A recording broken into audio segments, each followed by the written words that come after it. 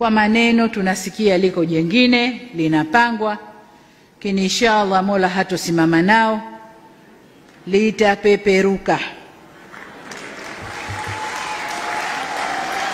Lakini nataka niseme,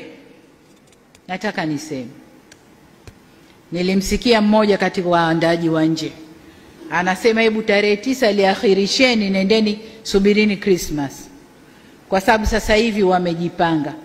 Nataka niwaambie wakati wowote wakija tumejipanga.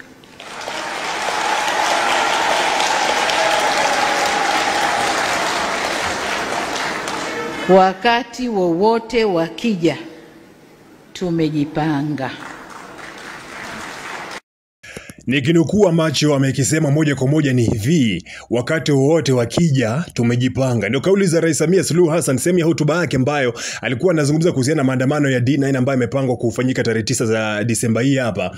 Lakini pia nakumbuka juzi nilikuwa nakwambia kuhusiana na kauli ambayo alikuwa ameitoa Mange Kimambe. Alikuwa ametoa kama ushauri, pia alikuwa anauliza kama suggestion fulani hivi tu kwamba labda waahirishe masuala mazima ya maandamano kuanzia tarehe ama kutoka tarehe 9 mpaka tarehe 25, kutokana na kwamba tarehe 9 bana serikali imezuia sherehe za uhuru, alafu imesema kwamba hiyo ni siku ya mapumziko, kwa maana kwamba wananchi ama wafanyakazi kawaida watakuwa haruhusi kwenda nje, kwa maana kwamba ukionekana upo nje tu unakuwa ni kama target, sababu ni siku ya mapumziko, unatoka unaenda wapi? Sasa labda Manga kaisi kwamba serikali imeweka kama mtego fulani hivi ili kuweza kuwashambulia. Sasa amesema kwamba anataka weke siku ambayo watu wote watakuwa wanatoka, yani siku ambayo ni ya mapumziko, sio siku ya kazi, lakini watu wanatoka kwa ajili ya kwenda mambo tofauti tofauti. Akahisi kwamba hii ndio itakuwa siku nzuri sana ya kufanya maandamano hayo. Lakini kwa kulingana na maoni ambayo aliyatoa ama maoni ambayo aliyapata kutoka kwa wafuatiliaji wake, wakasema kwamba maandamano yabaki tarehe 9, na by the way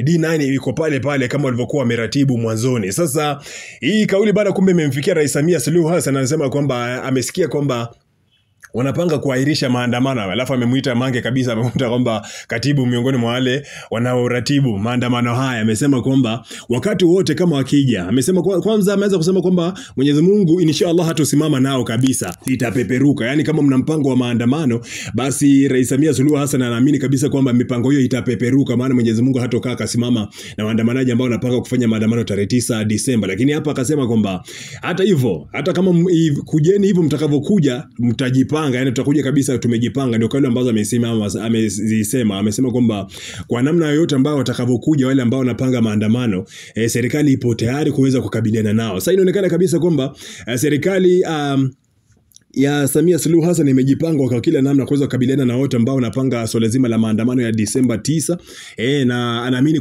kwamba wakija kuyafanya tarehe 9 ama kuja kuyafanya tarehe 25, kwa Rais Samia Suluhu Hassan anaona kabisa kwamba yeye hana noma kabisa na hana shida kabisa. Siku yote ambao waandamanaji watakuwa wamejipanga kwa ajili ya kuweza kukinukisha mtaani, yeye na jeshi lake na polisi wake na kila vyombo vyote vya dola na usalama vipo tayari kabisa kuweza kukabiliana nao. Sasa sijui kama hii kauli itaenda kupunguza kidogo makali ya wale ambao wanapanga swala zima la maandamano. Kama ni mmoja kati ya watu ambao pia ulikuwa umepanga kuwa sehemu ya maandamano ya tarehe 9, niambie unahisi kwamba hii kidogo itakuwa imepunguza nguvu, imepunguza makali na ari ambayo Tanzania wanayo kwa ajili ya maandamano ya tarehe 9? Nipe maoni yako pale chini kwenye uwanja wa comment.